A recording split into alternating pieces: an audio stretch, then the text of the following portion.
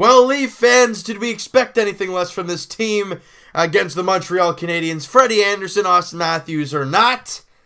Leafs manhandle, they crush, they outplay, they just tear apart the shorthanded Montreal Canadiens, but so are the Leafs. So let's not give them too much credit here. The Leafs just play so well, and they just take it to the Montreal Canadiens, who every piece of money that they have in their system pretty much is injured. Carey Price, gone. He's skating, I think, but really. Shea Weber, gone. Pacioretty, gone. And it's funny because, Philip Deneau, gone. Rinat Valiev's gone. Andrew Shaw, Schlemko, their prize possession Victor Mete, gone.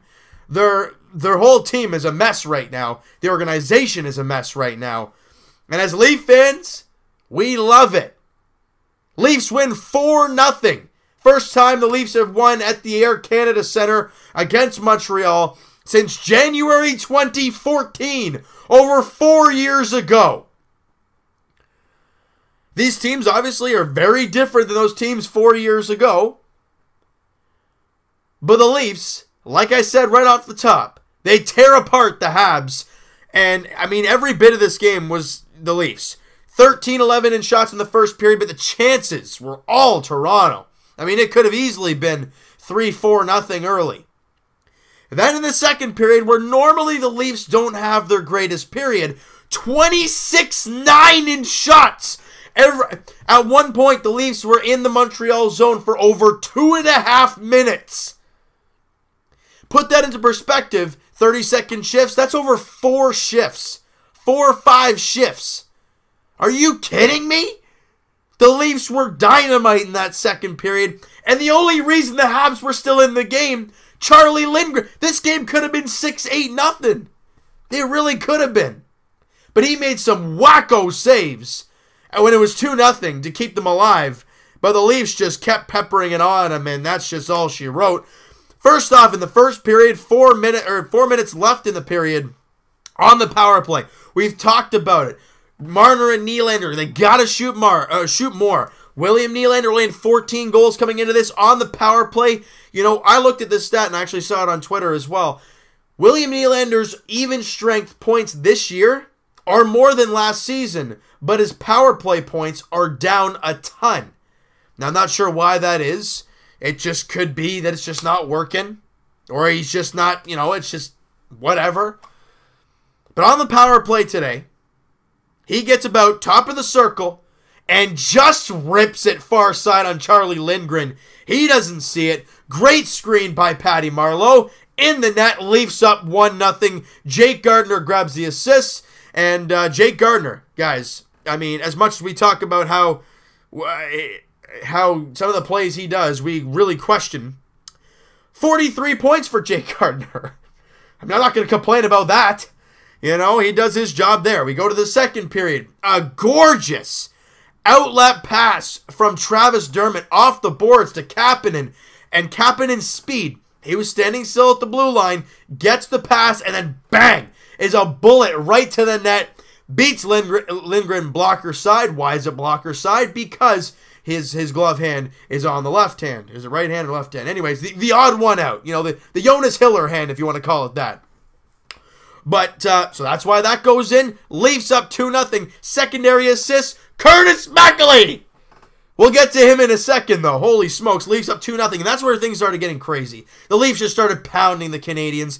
And, like I said, Lindgren made like 2 or 3 massive saves in that stretch. But then, on the power play again, Mitch Marner in his office, and we've talked about it. Is he going to shoot? Is he going to pass cross crease? Is he going to go for the slap pass tip?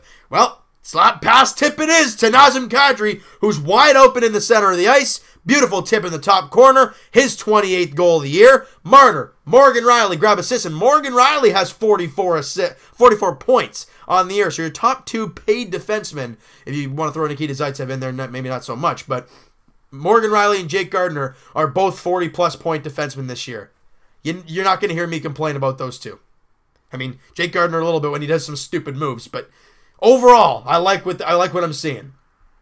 So Leafs up 3-0 after what? 2 periods of play.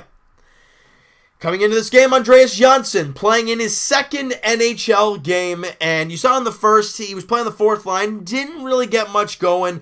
You saw in the first two periods, and even the start of the third period, he was on fire. Had, I think it was like 6 shots on net, great opportunities, and just can't bury it. But late in the third period, with just under 5 minutes to play, about 4.5 to play, a nice, beautiful centering pass from Zach Hyman from behind the net. And Andreas Johnsson, you know what his smile is like. He puts it in the net and he starts jumping, hands up in the air. Huge smile on his face. Hyman holds him. Who got him next? I know Nylander came in from the center. Dermott got the puck and then went right after him. Connor Carrick was on the right side, right. And just a terrific moment for that kid. He played a terrific game because he was on the top line with Hyman and William Nylander, and that line was on fire today.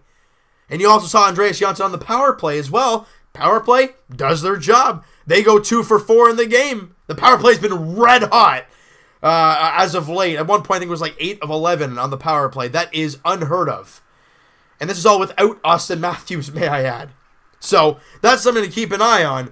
But congratulations to Andreas Johnsson. Terrific young player. He's done exactly what, you expect from draft picks, in Europe. You're a young guy. You're playing out in Europe. You do your job there. Then at some point, you come over to the AHL, work a little bit, work your way into an NHL lineup, and do your thing. It's exactly what he's done. Yes, he's a rookie, but he's not your prototypical 21-year-old. He's 23 years of age, but I am so proud of him. He has done so much. If you guys watched the Marlies last year, you'll know that in the playoffs, he was, obviously he got his chance to be with the Marlies last year, and in the playoffs, he got a brutal headshot, it was a cross, like a Scott Stevens type hit, if you know what I'm talking about, and just blindsided him, headshot, he's down, misses the rest of the playoffs. So that's a really tough blow for him, and a lot of Leaf fans as well, because he was a prized possession. And then he comes into this year, tears apart the Marlies, comes up here. I thought he was okay in Game 1. There was obviously some nerves, and he looked a little rough out there. But in Game 2 on the top line, he didn't look out of place. Now, I understand you're playing Montreal team that is not very good whatsoever, but they're still an NHL lineup, and the Leafs tore them apart. The Leafs do outshoot them in total, 49-33. That is a lot nicer than it looks. That looked a lot nicer to have fans than it actually was. The zone time was insane. We beat them on the face-off dot, 52-47. And just everything. Everything was just terrific for the Leafs tonight. And I can't leave out the Big Mac again. This guy is like our Lord and Savior right now. You remember back when Pittsburgh won the Stanley Cup? You lose Marc-Andre Fleury, and everyone's like, "Oh God!" Or which cup? I think it was the first one, like a couple years ago. And Matt Murray comes in and steals the show, and everyone's thinking in the playoffs, "There's no way this kid can keep it up," and he keeps it up. Now, I'm not saying McElhinney's going to be our Matt Murray in the playoffs, but what we've seen from McElhinney, whenever he gets the call, he is terrific. You saw him in the Dallas game. He comes in. And, we think, okay, he's rusty. The Leafs are already down 4-2. They come back and tie it. He makes some big saves in overtime. They get the win in the shootout. Buffalo, he was fine. He was terrific in that game. And today, do you hear me complaining? A 33-save shutout for Curtis McElhinney. There were times when he was playing the puck, I was like, what you doing, bud? But he comes back and makes the save. I'm not complaining. And Curtis McElhinney has 3 shutouts as a backup goalie. What a tandem we have. Freddie Anderson, we know what he can do. And Big Mac is amazing. I am proud of this team, and I have total confidence in McElhinney. We don't need to rush Matthews back. We don't need to rush Anderson back. We have a goalie playing terrific hockey, basically playing starting minutes right now. Yeah, Anderson's only been 3 games, but that's that. The team is playing well. Don't rush them. You want them healthy for the playoffs. You want them 100% going into the playoffs. No need to rush. Next up for the Leafs, Tuesday. So nothing tomorrow, nothing Monday, and then you head to Tampa to take on the Lightning. Will Freddie Anderson play? Will it be McElhinney again? We're just going to have to wait and see with that. Looks like it's going to be, Boston. Well, Boston actually beat Tampa today. They got a game in hand. Oh, boy. That could be interesting. So either it could be a possible first-round matchup, Leafs and Lightning on Tuesday. Leafs now, how many points? I think it's 93 points I think they have now. Yes, 93 points. They got a 16-point lead on the Florida Panthers. Look, everything's looking well. They just got to keep doing their thing. Don't worry about clinching. Just take it game by game, get points, win games, play good. That's all we can do. That's all we can really think about. And get healthy. I mean, I think that's the main part, all right? So you know what, guys? That is going to do it for this one. You guys enjoyed this video, and you guys enjoyed this game. Smack that like button. I do appreciate that. Hit the subscribe button if you guys have not already. Comment down below. What did you guys think of this game? Who's your player of the game in this one? I want to hear what you guys have to... Would you give it to Andreas Janssen? I thought he was fantastic. Would you give it to Nylander or Marner, who were terrific out there? But would you give it to the Big Mac? 33 save shutout. Again, not a whole lot of high-quality chances, but he made the saves when he needed to. What do you guys have to say? And we'll talk to you guys Tuesday podcast. Tons of things to break down for the Leafs. We'll talk to you guys...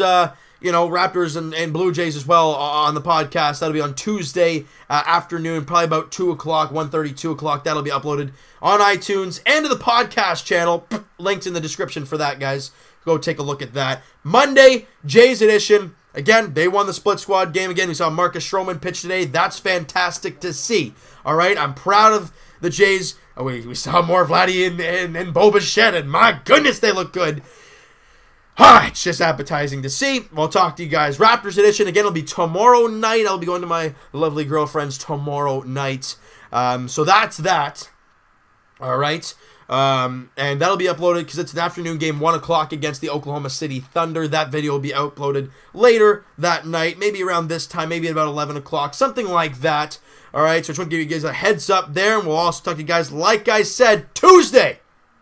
Leafs edition, as they look to win their 5th straight, keep going on a roll heading into the postseason. Tampa Bay Lightning, Leafs in Tampa, taking on the Lightning, and then you go to Nashville on Thursday. Just looked at that. That's going to be a tough stretch. One at a time. Tuesday, Lightning, Leafs, 7:30 puck drop. We'll talk to you guys then.